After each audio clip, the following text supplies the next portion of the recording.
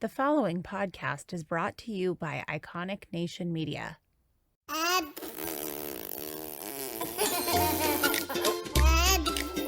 Hi, I am Tatiana, but you can call me Tata. I am so excited to provide you with helpful insights and create a safe, cozy space where you can ask me anything about parenting. Each week, we will spotlight specific parenting topics to help guide you to be the best parent you can be. We are here to support you, help overcome challenges, and have some laughs along the way. With that, let's dive into today's episode. Hello, my beautiful people. Today we have Chef Chris. We are going to go deep beyond the kitchen and beyond the recipes. We are sitting down with my dear friend, Chef Chris, a man whose story is one of love, loss, resilience, and grace. A man who became a caregiver before he was ready and somehow turned pain into a huge purpose. This is about life, brotherhood, and the beauty of showing up even when it hurts. This episode is about family and showing up with a heart, even when the world feels heavy, because sometimes healing begins not with answers, but with love and grace and the courage to keep on going. Welcome, Chris, to the Parenting Experience. Thank you for having me, Tata. I'm so excited to be here. I appreciate this opportunity. It's like, I am honored, Chris.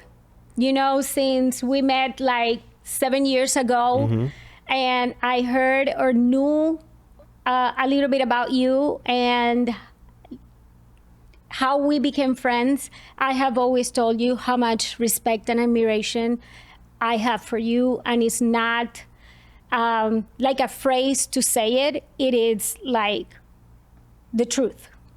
Like people need to hear and get to know who you really are without an apron. Without an apron, right? Yes, yes, because I think a lot of people know Chef Chris. Yes. But they don't know Chris. Chris, yes. Exactly. It's a difference. So I want people to know why I said that you became a caregiver at a very early age without even planning it, how you are an incredible friend, an incredible worker, an incredible father, husband, and for me, one of the most important things, a son, because we're gonna honor your mom here today.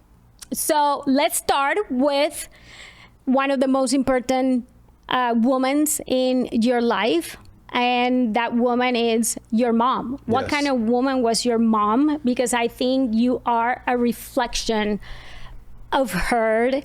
And if I am not mistaken, your mom passed away January 17th. January 17th, yeah, 2012. So I was 22 and my birthday is actually January 30th. So 2 weeks before my 22nd birthday, I lost my mom to leukemia, acute leukemia too. So we didn't really know that she had it. We didn't know anything was happening. She just felt a little weird, when you can tell your body isn't feeling the best. Feeling the best and just certain things. And I remember her asking me to come into the restroom with her. And she was like, can you help me curl my hair? Because she was like going out. She was going out with my aunt. They were like just gonna go bowling or something. And she asked if I can help her curl her hair. And in 20 years, she never asked me to help her curl her hair, and I just, I knew that she was like, at that moment, I knew she was weaker than what she was, leading on. And the next day, took her to the hospital. So that was a Friday, I believe. And, by Sunday, she was in ICU, and by Tuesday, they had pronounced her dead from, the leukemia. So her white cell blood count was really low, and it just acted fast. I don't know if we just didn't, know about it in time, see it or what, but it was just, nothing that we could do. And unfortunately, yeah.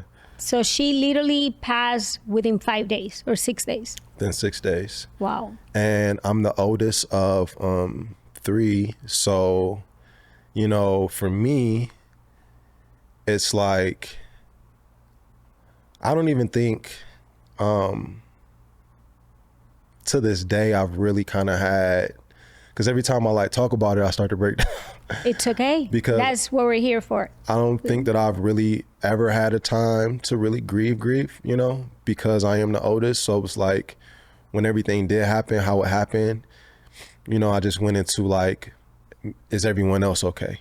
You know, my sister, because her and my mother had a little bit of an estranged relationship. My brother at the time, he was 6 years old. So it's kind of hard to explain to him. So I think I just kind of just went into a mode of just making sure everyone else was okay. And that just kind of carried through the last, 13 years. I feel like, I never really have had an opportunity to really just grieve. I still talk to her every day. But yeah, so whenever, certain moments come up, certain days come up, I just kind of let it all out. But, I've been grieving for 13 years. But you honor her very, very, very well. I haven't remember January 17. That's how I know that she passed on January 17. Every January 17, you make a post honoring your mom and tell her how much she impacted your life, how much she loves you. You love her. And how, even though she is in heaven, not still, she is in heaven, how much she's still present on your daily basis of your life. I believe in, energy always transfers, and when my mom was here, she was so weak, and just the daily struggles of, life, ex-husband, things going on that she wasn't able to give as much as she wanted to give us, I feel like. And, I feel like when she passed away, like all of that energy just transferred to like me and my siblings, and we just, we took it to the max. That's what I feel like. And I feel like everything that I wanted to accomplish, it's like, I know I can accomplish it because she's here with me all day, every day, and the energy that she couldn't give me when she was here because she was struggling, because she was going through so many things. It's like that energy now is in me, it's in my brothers and my family. And like, now we can, take that and really accomplish what we want to accomplish. So I felt, it was, I grieved and and it hurt, still hurts. But, I felt a level of confidence even, that now she can give me everything that she probably wished she could have gave me when she was here, but she was just going through a lot too, Well, I truly believe that her essence is in you because you have been a father figure to your siblings even before you became a father. So how has that shaped your view of fatherhood and, right now or throughout the years? Whew. It's a little hard, so my brother, I'm 15 years older than him, so when he was born, I was a sophomore in high school. So it's like, you were a kid too. I was a kid, right? Yeah. So it's like, I want to go party and do some things. And it's like, oh, I've got a 1-year-old running around chasing me. And, but in those moments, it's like he's chasing me around because he just wants to do everything that I do. He wants to idolize me. He wants to learn. So now with my son, at 35, and I'm not trying to go party or anything, but like if I have to go to work, or I'm trying to like go do something, grocery shop is like, he's following me around. He wants to be with me. And as much as I'm like, oh, give dad a second, let dad go do what he needs to do, I have to remember it's like, he's just wanting to learn. He's just wanting to, emulate what I do. He just wants to just be around, So like those moments with my brother KJ as a kid, now I sit back and I think about like, okay, come here, let's go. You come with the grocery store with me, or you come do this with me, like come hang out with dad. Cause he's just learning. He just wants to be around. So I felt like, you know, having a brother that was 15 years younger than me definitely prepared me for my son now that I have running around chasing me, you know. And you have done a pretty good job. So tell me, for you, Chris, what does a show up means to you, like right now? Not just as a chef, but also a man of faith, because since the moment I met you, you have a strong faith. Yes. You have such an incredible heart. You're always there for everybody. We have so many stories together. Yeah, we do. And of craziness working together. And you have always, I have never seen you lose your posture or your coolness. So what does it mean to you now that you're a father, that you have your son, and that you have so many responsibilities, because you still a father figure for KJ, but now you have your own family. What does that mean for you to like show up? I recently just watched a video or like a little clip on Instagram, and it was a guy, he was doing a podcast, and he says, I envy anyone who still has young kids growing up at home. And he's like, really? He's like, yeah, because that's just like the most beautiful time of life. You know, it's like nothing else will ever be that perfect in your life. Like your little kid running around either destroying something or just like, you know. So I feel like now with me, it's like, I like truly understand that. And my brother is grown up, he's 20, and he's about to head off to college in 2 months. And as much as I'm like on him and I'm like, hey, do this, and I'm strict, but when he leaves, like a part of my heart is gonna leave too, you know? And it's like, maybe I should have cherished those little moments a little bit more when he was 3 and 4 and things like that, which I feel like I did. But at the same time, it's like he's 20, he's about to go out the house. And I resonated with that video of that guy saying that, because now little CJ is home, and I'm just trying to just every single moment, you know, whatever it is, if he's like wanting to cook with me, if, you know, it's just like all of these moments, because when it's gone, you know, like that's probably gonna be the best part of my life, you know, when I look back with my wife, of course, too, but, you know, just having a little kid at home that's innocent, and you remember what innocence is like, you kind of almost take yourself back to like, what did it feel like when I was this innocent, you know, and careless. Nothing in the world, bills didn't matter, life didn't matter. It was just, you know, watching Miss Rachel or Mickey Mouse Playhouse, you know, and stuff like that. So they grow up too fast. And you know, Asher is like 5.5, almost 6. It just went like that. Like I remember you guys being in Tennessee when he was born, and then now he's 6 years old and he's running around and he's got his personality and he's saying no. Yeah, all the guys is one of his favorite words. Is no. Either no or why. Like, how is no the clearest word you have in your vocabulary? Like, you can say yes, no. I'm like, all right. I agree.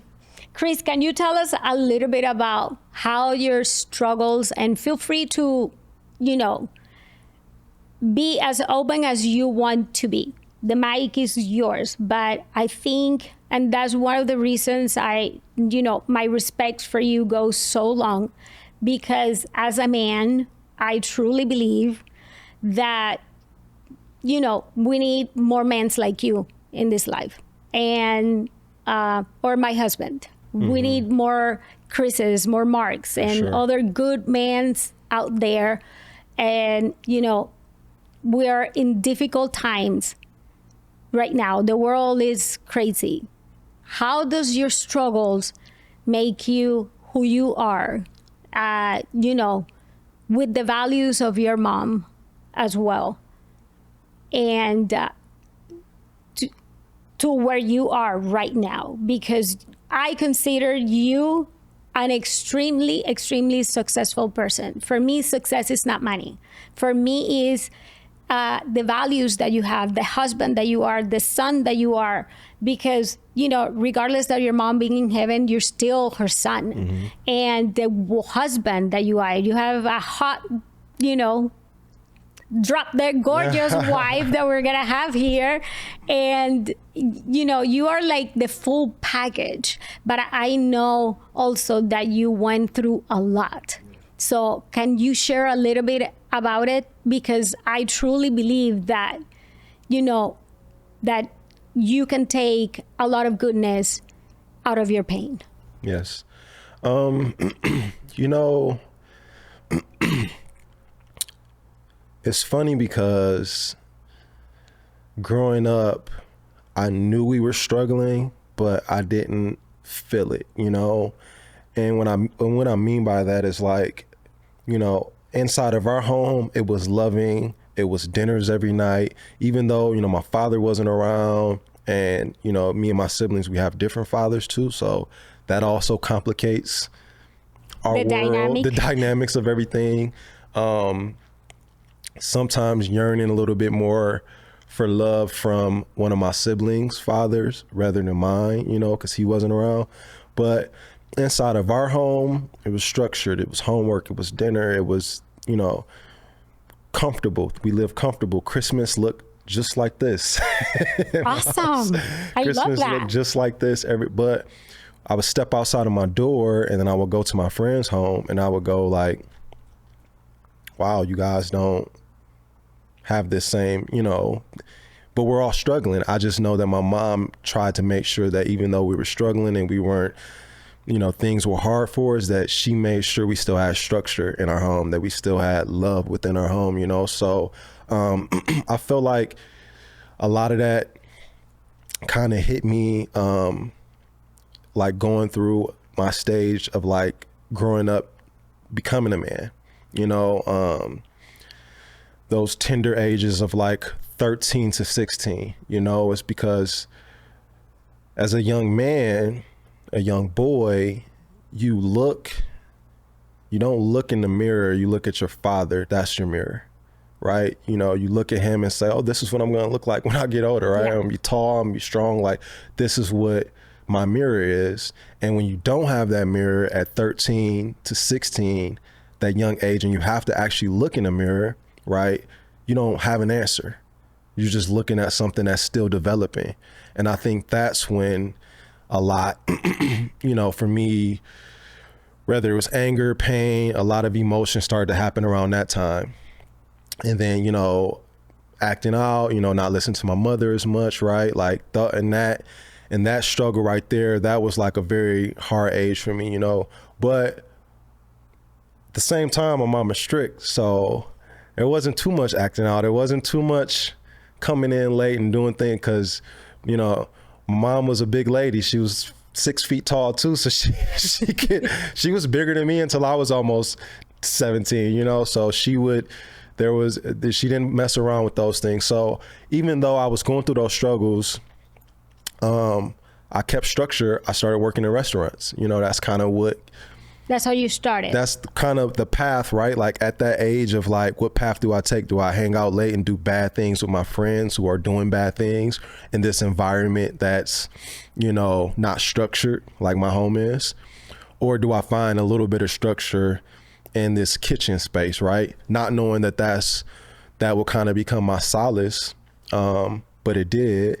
And yeah, that's when I started. 16 years old, I was like working in restaurants, working in kitchens, you know? So I like to say too, at the same time, you know, like the restaurant, the kitchens, the culinary industry kind of saved my life, because maybe if I didn't have that to turn to at that age, where would I've gone? What would I've done, you know, without having like that mirror is what I mean, you know, especially for a young man, that mirror of like, you know, this is an example of who I'm going to look like, what I want to be like. So for my son, right, you know, I make sure that, even though it's so young right now, but I'll make sure that he sees that, you know, he sees the mirror, because when I was that age, my dad wasn't there. Even at that age, you know, 1 and 2 years old, like he wasn't there. Where's your dad, Chris? I don't know, maybe you could tell me. I have not spoken to him. Unfortunately, I've not spoken to my father, you know, and this is rough, right?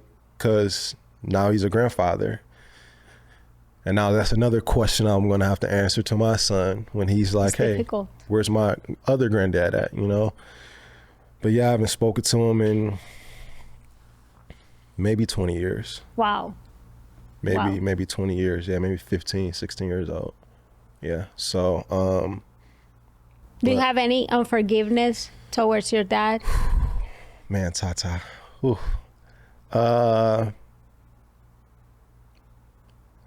I feel like now I want to forgive him because we all make mistakes and we do things. And we all deserve forgiveness no matter what, right? But it would be kind of solely based on the fact that I have a son now. You know, I think if I didn't have a son, it would be very hard. Because it's just those moments, you know, those moments that I missed.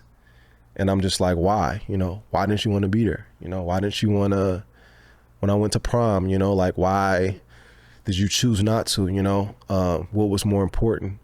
And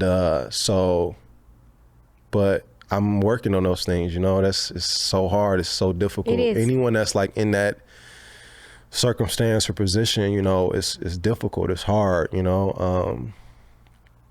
Yeah, but I think at this moment, at this time, you know, for the sake of my son, I would do it because he needs to know. You know, I'd be selfish to keep that from him because of me, because of my feelings, you know. But you have zero relationship with him right now. Nothing. Yeah, nothing, no. Well, CJ is very, very blessed to have you, Chris. Well, regardless. I'm blessed to have him. Yes. Drop the gorge of like I call him, my People Magazine toddler. Yes, he's such a freaking drop the gorgeous baby. So as a husband and a father, because, you know, we touch a very sensitive subject for you to, you know, about your dad. And I get it, Chris, because it took me to be very, very sick in my mid-20s to have thyroid cancer, to be able to recognize that growing up with a present father, but he was extremely abusive and alcoholic. You know, my wake-up call was basically cancer, you know, thyroid cancer. So that, after my surgery and everything, that was basically what led me to forgive my dad, understand that he couldn't give me anything he never had, love, by his parents, my grandparents. So, you know, I went to therapy, but also understood that a way to keep my heart very safe was not having expectations, you know, and understood that he could never give me anything or something that he never received. Mm-hmm. My grandparent values were never about love. It was material things and other stuff. So I understand very, very well, you know, where you're coming from your father. But CJ is extremely blessed to have you. And with that being said, you know, as a husband and a father, what has been your greatest lesson about leading with love, even in seasons that it didn't felt, you know, even in seasons when life felt very, very heavy for you, like, you know, not having your dad there, you know, your mom passing, and being a caregiver and a father figure to your siblings? You know what? I was very intentional about when I wanted my child and how I wanted my child, you know, very intentional. Like, my son was born when I was 33 years old. You know, my mom had me when she was 23, right? Like, I chose to not only have a child at that time, but also make sure that my child came into this world in you know, love, and me and my wife and I being married. I felt like that was very important to me. I did not want to have a kid out of wedlock, out of marriage. I didn't want to have a kid in my 20s, just because I knew, like, I still was healing, you know, and I'm still healing today, right? I haven't healed, right? We're all still kind of healing from something, until we go to heaven. Right, you know, but I'm still healing today, but I'm much better. I'm much sound. I was much more ready. So I felt like, you know, it wasn't really much to juggle. Really wasn't much, it really wasn't difficult for me because I had everything in place. I had my career exactly where I wanted it to be. I, found the love of my life. And my brother, I felt like I had put him on the right, track and the right path. And I'm still there because we live together. I'm still there to, if he goes off the path, to bring him back on it, But I felt like he was kind of like an autopilot, which is how I wanted it to be, right? Like he was basketball, school, and, focus, right? Like that was where he was. And then, I bring my son into this world, and, I was ready to create a home base for everybody, for everyone. And now that I've gotten older too, it's like, I want that big household where it's like so many people, and it's, you know what I mean? Like my brother's there, my in-laws are there, my son is running around. Like I like that, that's, not what I grew up. I had a very tight knit. It was more so just me, my mother, and my sister before my brother was born. But, I like that big household. I like, having my brother coming in late sometimes, and, curfew, KJ. Curfew, right? I'm just like, hey, curfew, look, oh my God, don't get me started with that. But like right now, it's like revisionist history, because when I was that age, I'm like, curfew, why do I have to be in at 11? And it's just like, we all go through that. We have a purpose, man. This is why, because there's nothing good out there past 11 o'clock, trust me. But yeah, so, that for me, like, I was more than ready. I was established, so I didn't really feel like too much of a juggle or, like an issue. It was just, it was all strategically planned to happen how it happened, I believe. I'm going to ask you a very tough question. Okay. Let's not talk baby, let's say your teenager's age until now, basically, or before you got married, because I know your love story and it's a pretty damn good one. But and it's like you got married and the blessings pour out from heaven. So let's not talk about your marriage. Let's leave Katie on the side and CJ. Okay. What has been your biggest struggle that right now you can use as a successful man? That you can share with other men your age? I would say my biggest struggle is like internalizing things, and it may be because I'm an Aquarius, right? So I don't really want people to see me sweat or to see me cry. Like crying is healing. I know, it's just for me, I just internalize so much. And, when you internalize so much, it turns into trauma. It kind of grows like a fungus into trauma, and what I mean by that is like, I'll internalize so much that I suppress it and forget. I'll forget times where I was homeless. You know what I mean? And it was a moment in time in my life that was difficult, right? Like, I was maybe freshman in high school, so I was 14. My sister's 2 years younger than me. She's 12.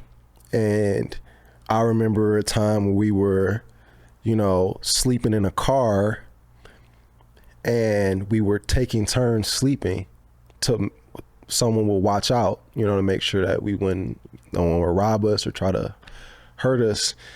And I was like watching out while my sister and my mother were sleeping. And at 14 years old, I had this weight on me, like, how could I let this happen to my family? But at 14, like, what am I supposed to do? Like, I can't hold down a job that's makes enough money. You still depend on her. Right, I'm dependent on my mother, but I had this feeling of like, how could I let my family, my mom and my sister, how can I let them live like this, And And even though it was a short period of time, like I felt that. So again, like I said, like that would probably be my biggest struggle, because I've had so many struggles. It's kind of hard to pinpoint one, but I would say just internalizing it and then it turning into a trauma, and then you suppress it. You know, when you suppress trauma, like that almost becomes like a explosion when it, you know, like again, I forget so many of these things. Like honestly, until just sitting you asking me that question, I almost forgot about it, right? Because I just internalized so much. So that's another thing that I'm working on, is like trying to be able to talk about more of this stuff and, you know, get it out. But yeah, you know, that, you know, I guess that would even be one of the struggles, you know, that time, right? Just sleeping in a car and like looking at even though I'm 14, like in my mind, I'm a man, right? I've been the man of the household because there is no man in the household.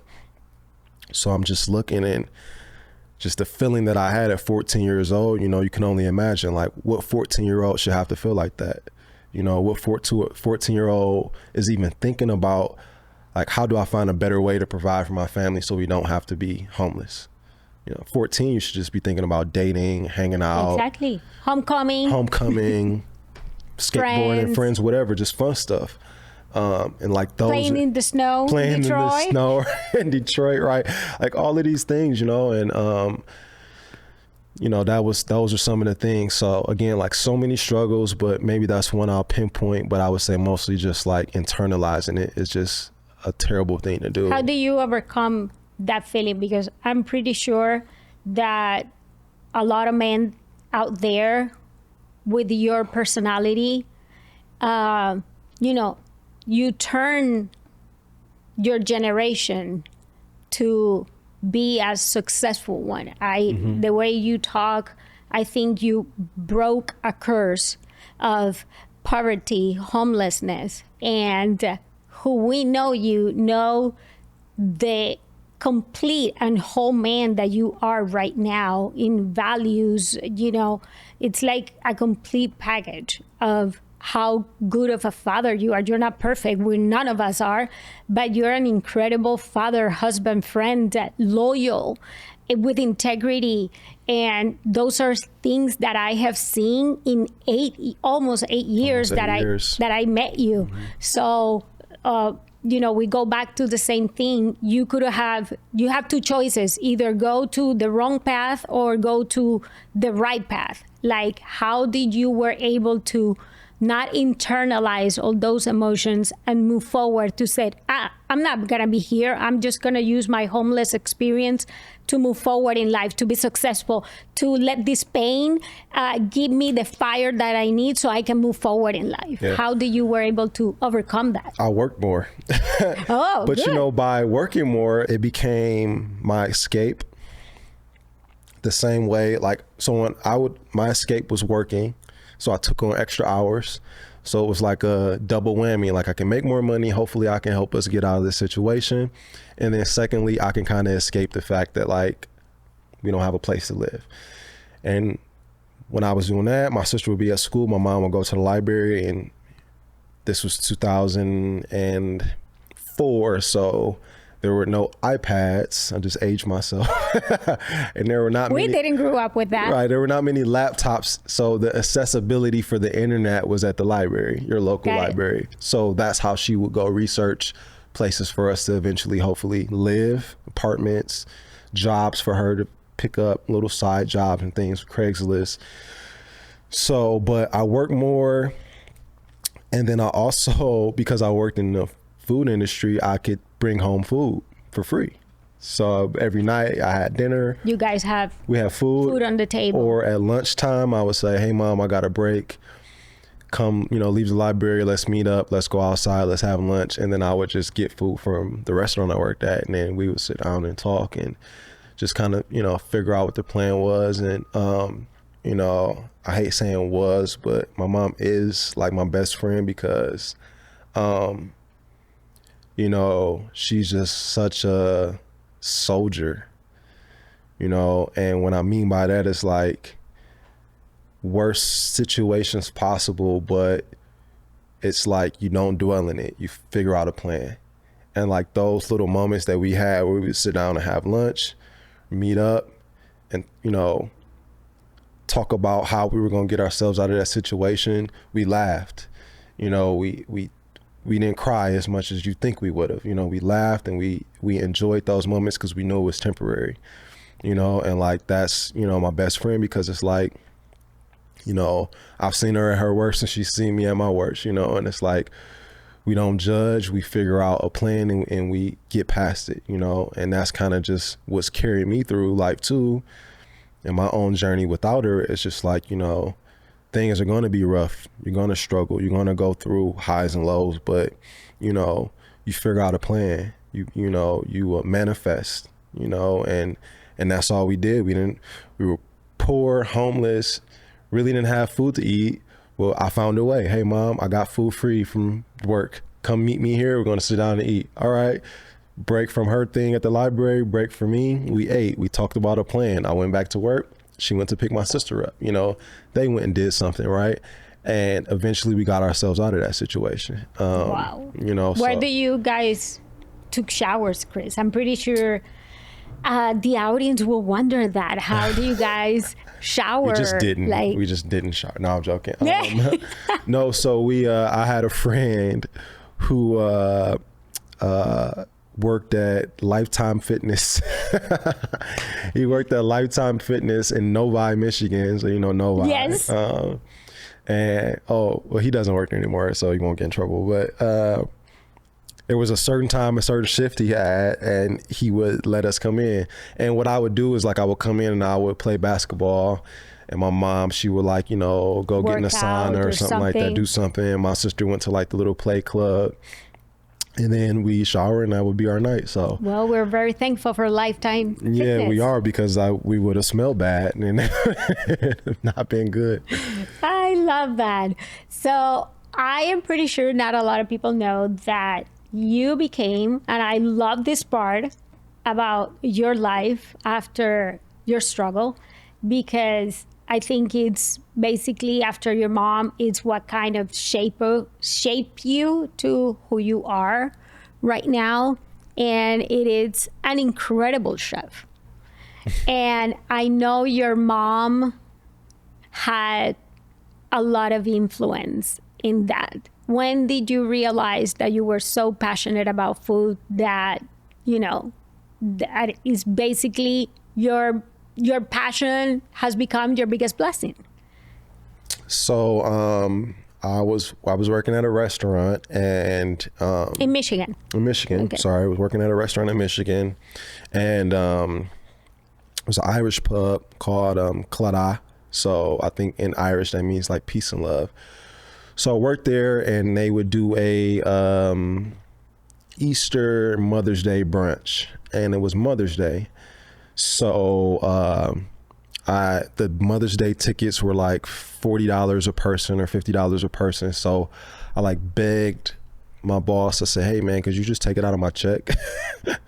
Cause I don't really have it right now. So I'm like, could you take it out of my check? So I bought a ticket for my mom and a ticket for my mom, my sister, and my aunt.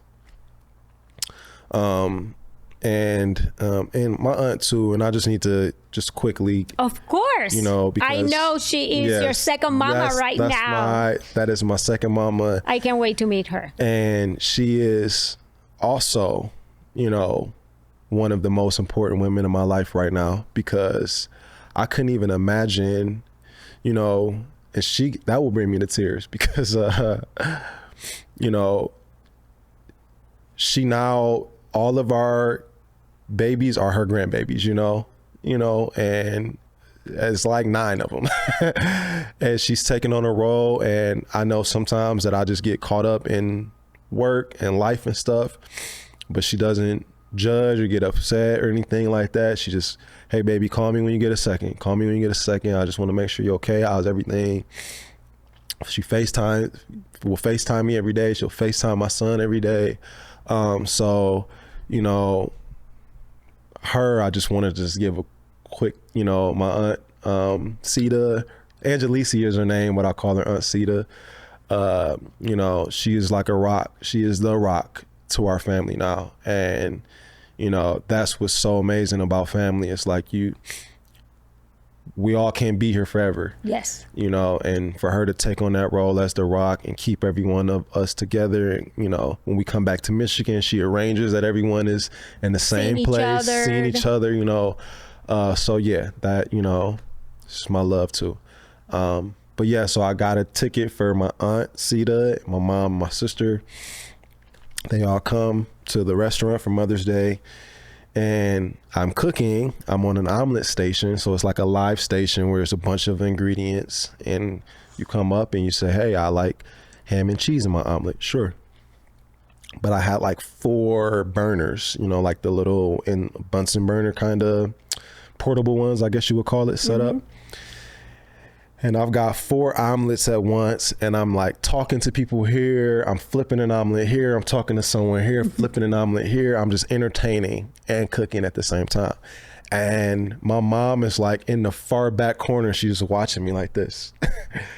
And I could like see her watching me, and I'm like, damn, am I doing something wrong? Like, you know, and I'm just talking or whatever. I'm like, damn, did I curse or something? And she like, Because your mom used to talk with her eyes like mine does. 100%. She's talking with her eyes, and it's like, and she's just, and I didn't know what the eyes were. Staring at you. It was just this. And I'm like, is she happy? Is she proud? Is she mad? Is she sad? I didn't know what the eyes were. I couldn't make them out. And she comes up in line. She's like the last person in line.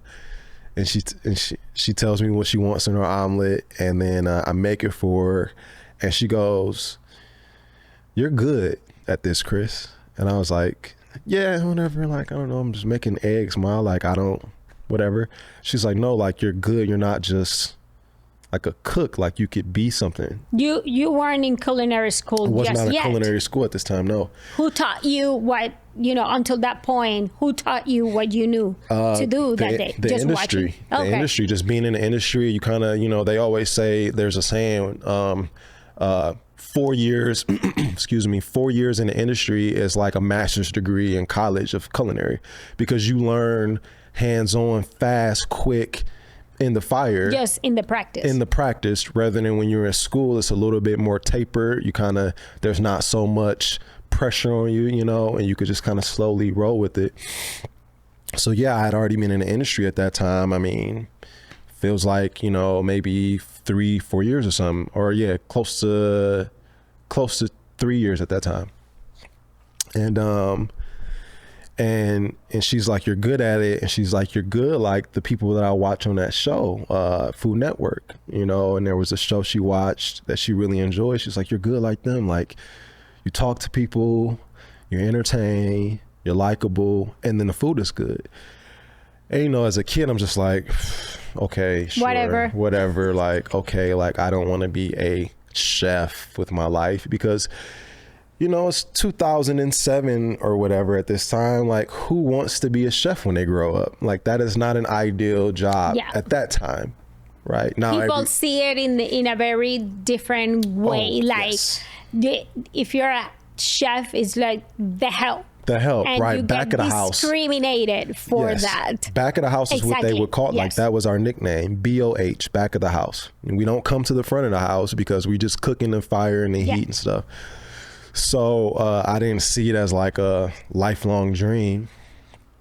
And, you know, unfortunately, her untiming, you know, passing, her death, her untiming death, I like, you know, I knew that it was something that she seen in me, that she knew it was a calling that she, you know, seen, that she, you know, when you, with Asher, I'm sure you see things, or you're going to see things, and you're going to say, this is with Nikki, this is what you're good at, like, and I see it.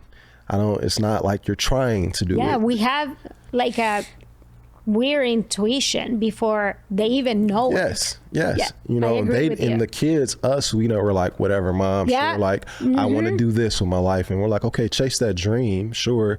But like, this is something that you do effortlessly, you know? Even my little brother, you know, I told him, like, when he goes to college, he's great on computers, but I told him, like, you should do like youth advocacy classes too, because you have a story, man.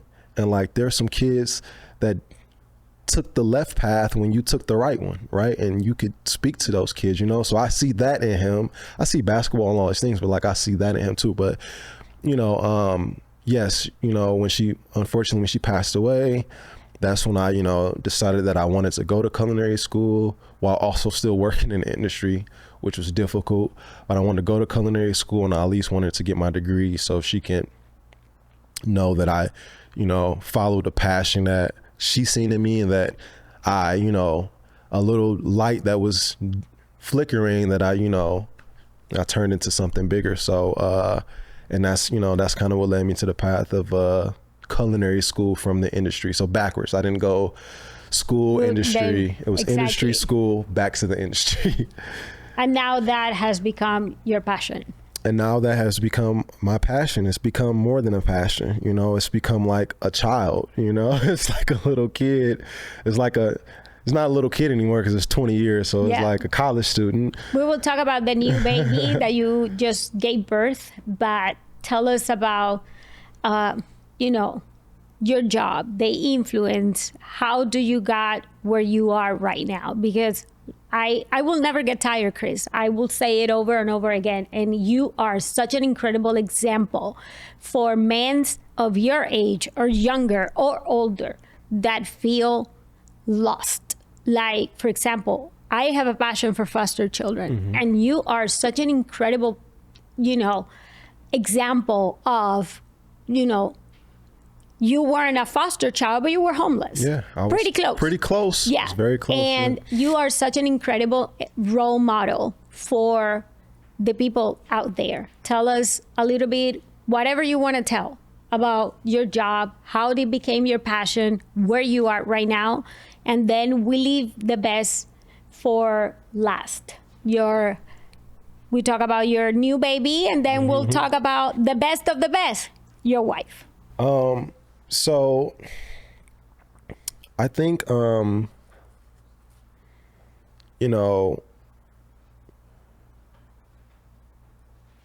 me, when it comes to what I do and, how I got here, I feel like the best way I can just describe it is, like the ultimate confidence in yourself. And like, sometimes you probably shouldn't be that confident in yourself. Right. And like, what I say that is like, it's like borderlining a little bit of arrogance, but I don't want to use that word as a bad word, because like when you don't, again, like speaking, kind of tying back to what I said earlier, you don't have a mirror, as when my son is almost 2 years old, when I drive him to school in the morning, I tell him, yo, you're going to be great. You are great, son. And he's sitting there going, oh, blah, blah, blah, blah. Like, he doesn't know what I'm saying to him. But you're planting the seed now. But I'm planting that seed. You're going to be great, son. Have a great day. Do great things. Make a great drawing of your hand that you don't even know the difference between right and left. But you're just going to be great, great, great, great. I'm just putting that into him, right? I do something similar with Asher, and we'll get there, but yes. And like those things, it's almost like when I was speaking to my son when he was in my wife's belly, he probably couldn't hear me, but he's feeling that vibration. That vibration is energy turning into some energy somewhere, somehow. And then I see the confidence in him. I see the things that he does where he's just him and he's careless of who else is judging how that is. So for me, I didn't have it. So who else is going? And then my mother passed away, and she gave me that confidence when I was younger, but now she's not here, right? So like, who else is going to give me that confidence, right? I have to have it in myself. So to say all that to say, I'm like, when I was in the industry, when I was working, I knew, hey, I don't want to work in this restaurant for 15 years. Like, I want to work here and I want to learn as much as I can learn. And then I want to go to a different cuisine and learn that. And then I want to go to another cuisine and learn that. And I want to gather all of these skills and then have my own. And that was me telling myself that at 22 years old, right? Amazing. So you have to be kind of delirious and confident, right? In a way, because now my resume shows 1 year work here, 1 year work here. So I go in there like, dude, I don't know if we want to hire you, man. You kind of quit after a year. Like, you call it delirious. You know how I call it? What do you call it? Delusional. Oh, delusional. Yes. Yeah. We just got to manifest it and keep on going regardless of what it is. And, and I totally agree with you because I have that, a little bit of what you have. It is the same way. Yeah. But And again, like, and I don't want anyone to take it the wrong way. Again, it's not like being arrogant or anything. It's just, you have to borderline that delusion, right, in order to have the ultimate belief in yourself. And I remember telling myself at 22, 23, and 24, I wanted to own my own business. I knew I wanted to have my own catering company of some sort. Didn't know exactly what it was, but I knew I wanted to do that because I was always great at delegating jobs to people, right? When I was working in restaurants, I was always a manager. I was always an executive chef. I knew how to get the best out of this person because of their skill and vice versa. So I'm just like, why am I investing this time into someone else's dream? Why not mine, right? And that was my delusion. So like, that's what I would say. I would say that has to be your delusion. Love it. My little brother is kind of delusional because he will play basketball until 8 p.m. and then he will go train basketball from 9 until midnight. And then he'll come home, he'll eat, sleep, and then he'll wake up at 6 and do the same thing. With the ball in his hands. With the ball in his hands, right? Michael Jordan, these guys, like these guys that have Matthew, right? Like, yep. There's a little bit of delusion when he's throwing the ball and there's 3 guys running to that ball at the same time and only one supposed to catch it. But in his head, he's going, I'm throwing it as hard as I possibly can with the best spiral that only the person that's going to catch it is who I'm throwing it to, right? And that's his delusion, and that's what got him to be where he is, right? So that's kind of like, what I would say to anyone that's like in a predicament or situation that I was growing up, or even worse. It's like, you have to dream so big, and maybe I didn't even dream as big as I probably could. I'm still dreaming, but you have to dream so big that it's delusional and that people laugh a little bit and they're like, you sure you want to? Yes. It's like that phrase that said, shoot to the stars so you can reach the sky. Yeah, right. Shoot for the stars, land on the moon. I totally agree with you. It's like, that's kind of how you have to think about it. Even if you're in a dark place, and for me, right, my dark place was in that car and seeing my mom and my sister sleeping. No hope in sight, right? And like, that was in that moment, I'm dreaming. I'm dreaming as big as I possibly could, that it sounds crazy, looks crazy, but 13 years later, like, was it, right? Kind of worked out, I think, for me, not too bad. Listen, worked out pretty well. So when you finish culinary school and, you develop a fire that you didn't know you had in it, but your mom saw it, like, what comes next when you graduated and you finished? So after that, I took on a little bit more of like executive roles, running restaurants, running hotels and things like that. And then I would say around 2018, I was like listening to, wasn't a podcast again, because I'm going to age us a little bit, Tasa. It was just a radio. It was just I agree. A radio station, a turn dial, and you kind of find a good station to listen to. But there was a guy, I actually think it was like Steve Harvey maybe or something. And he goes like, love him. He's like, if you don't jump off a cliff, you never know if you can fly or not. You never know if you even have wings. You may jump and you may fall and you may almost, and then next thing you know, you just start to glide. So I'm driving to work. I hear him say that, and I type my resignation letter. Goodbye. And that's at the restaurant you were working, right? It's at the restaurant I was working at. It was actually a corporate dining service. So essentially, we work in huge corporate offices with 200 plus buildings, dentists, lawyers, all types of stuff. And we had a restaurant at the bottom. People would come and have lunch. So it's corporate dining. I write my resignation letter, and at that moment I left, and I go like, all right, this is what I'm going to do. Like, I'm going to start my own business from here. I'm not looking back. I know I want to work with professional athletes because I have a passion in sports. I know I want to, provide them with healthy, nutritional food because that's also a passion of mine. I've always kind of tried to eat healthy and maintain that type of lifestyle. And I knew that I wanted to have my own brand, my own company, my own thing. So I left. Same night, created a website, menus. I post all my menus all over Facebook and Instagram, hey, if you need some food, call me, I'll bring you food. And I just started supplying literally now, you know where you guys lived at in Michigan, right? Yeah. Milford. Uh-huh. I lived where Matthew and Kelly lived at, Royal Oak, right? Yeah. I would drive to Milford. So you know that's To drop a food. Wow, that's 40-minute drive. that's a 40-minute drive, and I was dropping food off to a lady who she was disabled. She just got out of hospital. She didn't want to eat like the other food service. She wanted something a little bit more catered to her. And I did that, and I delivered it to her. And I had this firm belief too, being from Detroit, being from the city that I was from, that like, if you pour into your city, they're going to pour back into you, right? Like you're kind of like they're going to raise you up like a hometown hero. Like that he is ours, she is ours, this is ours. Like, and that's Michigan people. And that's why I love Michigan people so for you, much. you know? And so when I was there, I was making sure that I was pouring into my city, even though I didn't have it.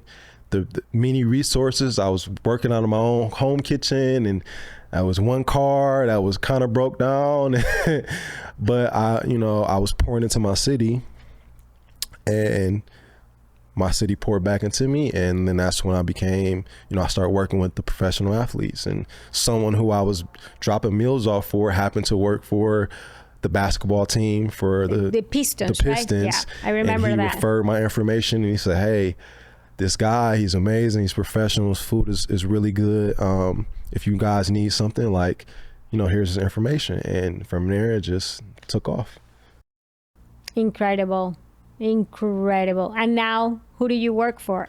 And now, I work for Matthew and Kelly Stafford. Matthew, quarterback for the LA Rams. Got a good season ahead of us so far. I've been working with him almost 8 years. Yeah, so it's been a long time. And then I'm sorry, go ahead. No, it's okay. Go ahead.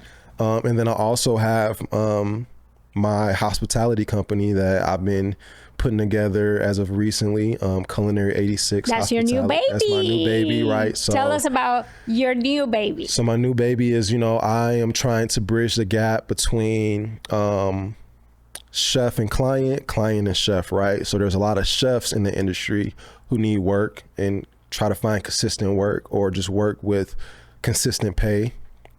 So I'm helping them find a client, and then I'm also helping the client look for the chef, right, who needs, and again, it's not just athletes. We work with so many different types of individuals, but I'm kind of creating that gap between the two. And we just started the company like 4 months ago, so we're kind of slow rolling everything out.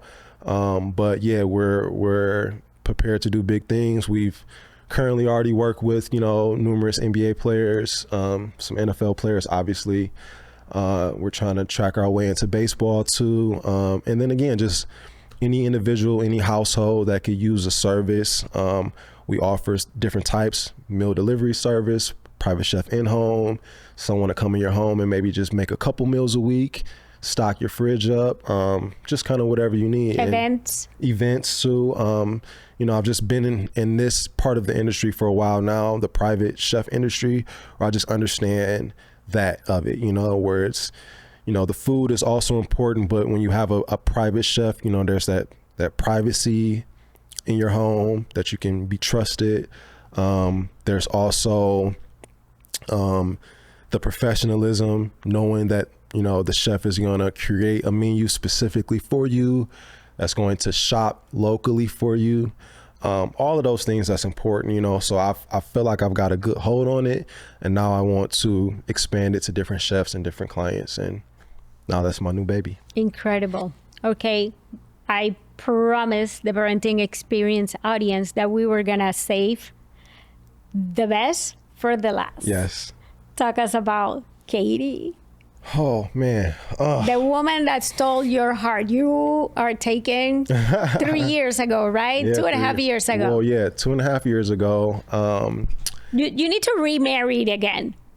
because I couldn't make it, Oh, you yeah. know, Well, for we're obvious planning- reasons we're- to Greece, Yeah, well, to your thank wedding. you because yes, you helped. I need to, you know, it was either one or the other, so I had to stay. Yes. But you need to remarry again, so I can jump into the new, you know, the vow renewal party. We're gonna do something like that, hopefully in like 5 years. At the 5-year mark, I'm sorry, and like go back to Greece and part 2 it. Well, we'll be there. Invite everyone and just have a good time. You know, she is probably the most selfless person I've ever met in my life. It's like everyone else first before her.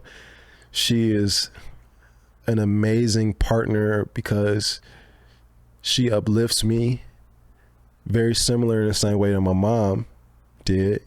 They're both Sagittarius, so it's kind of, Oh, wow. right? My mom is December 7th and my wife is December 1st.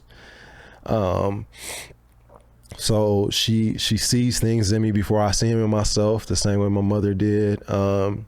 And she's such, I mean, like, I didn't, you know, I think, I don't want to say taking advantage of her because I never did that, but when we had our child, I just didn't realize like how lucky I am to have her as a wife and a mother. Like, because the way she is with CJ, the way that he's developed, all of these things, you know, it's like,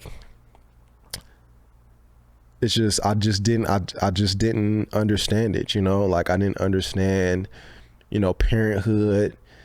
And she works with kids and children. So it's like, as soon as we had him, she just knew what to do, you know, ways to teach him, for him to learn, for him to grow. All the things are important, you know. So again, she's amazing wife, amazing mother.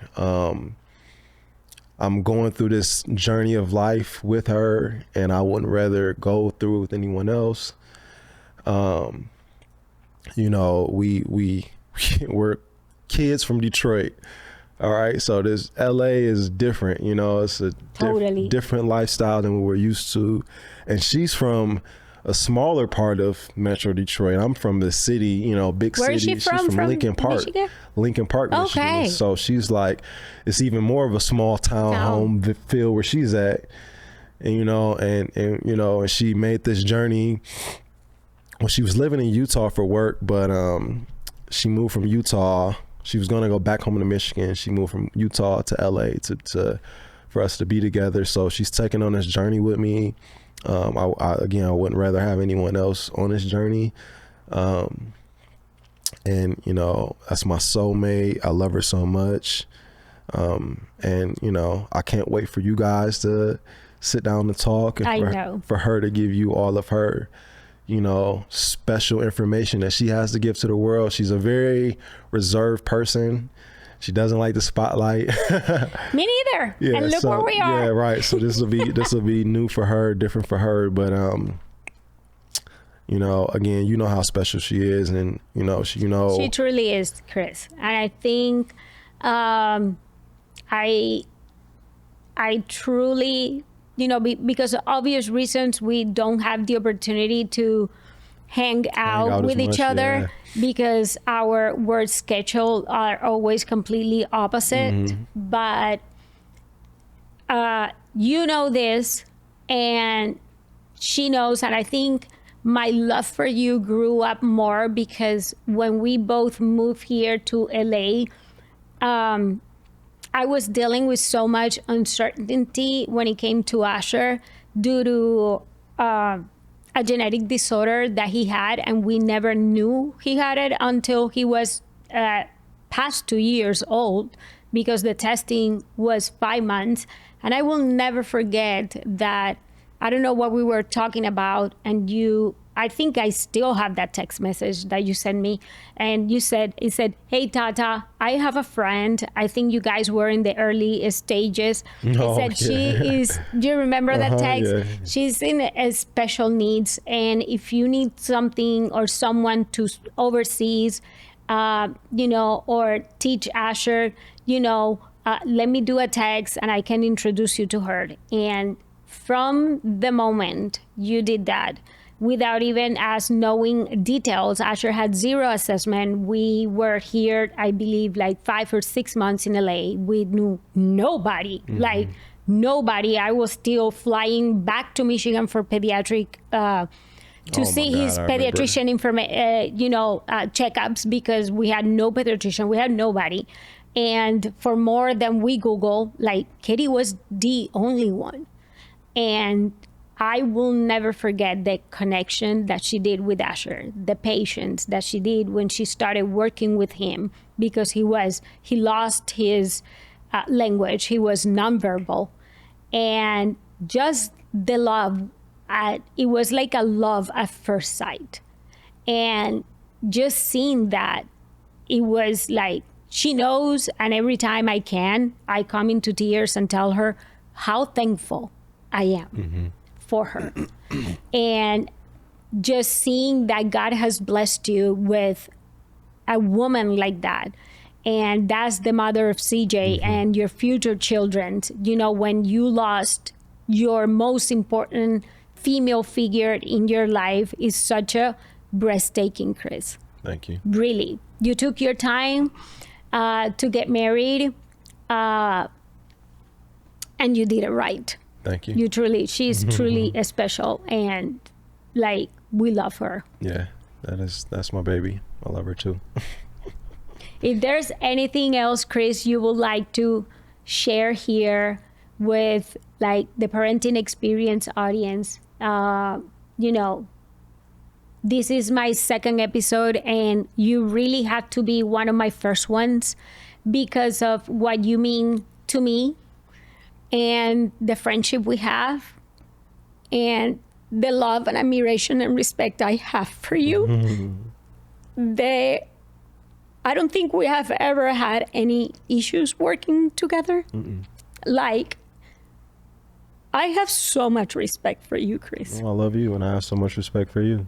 And my dream goal is to be able that people like you, Katie, and other friends and clients walk with me together and make a movement so we can make a difference. And I am so thankful you decided to join me at the very first beginning, because this is just the beginning. I just want to say that, I said my wife is one of the most selfless people that I know, but you are also one of the most selfless people that I know and I've ever met in my entire life. And we know like what your work entails and what it did entail, early on. And I just, sometimes I would come home after work and I would go, whew, Tata, she is a saint, because that is a lot. I don't know how she is handling it. I can leave, I get to go home and be done and like decompress. I'm like, but it's a lot, and obviously our job is amazing. We love what we do, but it is definitely a lot on your plate. And then you bring a son into this world, you have a husband, and then you have Nikki, your daughter too. It's like seeing you juggle all of that. Again, I'm drawing inspiration from people that are important to me as I'm growing into my life, and I'm getting inspired to seeing how you were handling all of this. And I remember again, 8 years ago, you were telling me about all of these things. We were in Michigan and it was snowing and it was gray and there was no leaves on the trees and it looked like Game of Thrones outside. Yeah, it's definitely different than here, right? Yeah. Because I've got a cut off sleeve. Yeah. It's October or whatever. But yeah, and I remember you telling me about those dreams early on, and seeing that you manifested those dreams into this is amazing. And again, like, I'm honored that you asked me to come here and to join you in this, this journey that's only the beginning. And I'm thankful and I'm proud that I can call you a friend. I can call you a sister. Yeah. Same here. I love you, and my family, we love you, because you know my family is extended family to you, and vice versa. We all can't wait to have that mom auntie here to tell us, you know, stories. Yes. But yes, Chris, thank you. Thank you so much for helping me, impacting and making a difference, and talk about fatherhood and how early you started to being a father, and by basically obligation. You were obligated to do so. Yeah.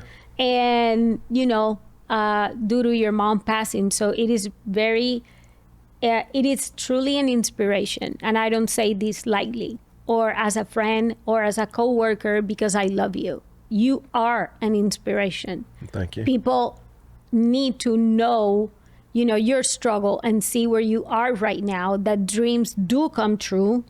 And, you know, that even though you didn't have a father figure in your life, you became a father to be that figure to your brother. And look where your brother is now. Yeah. And, you know, amazing.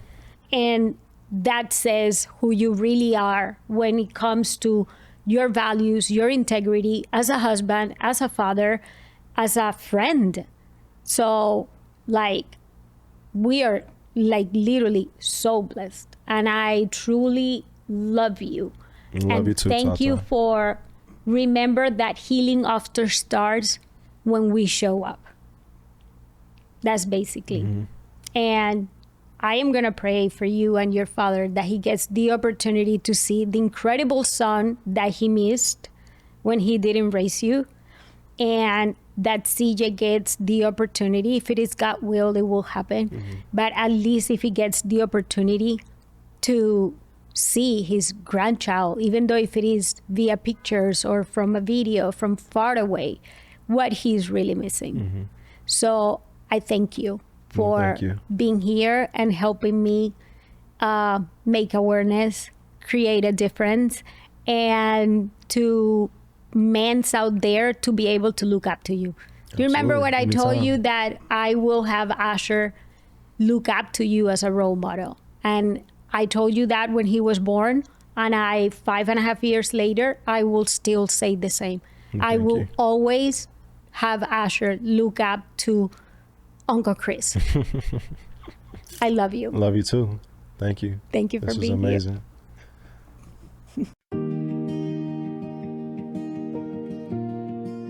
Thank you for tuning in and listening to this week's episode of The Parenting Experience. You can write in and ask your questions on our show's Instagram page at The Parenting Experience, and we will address your questions on an upcoming episode.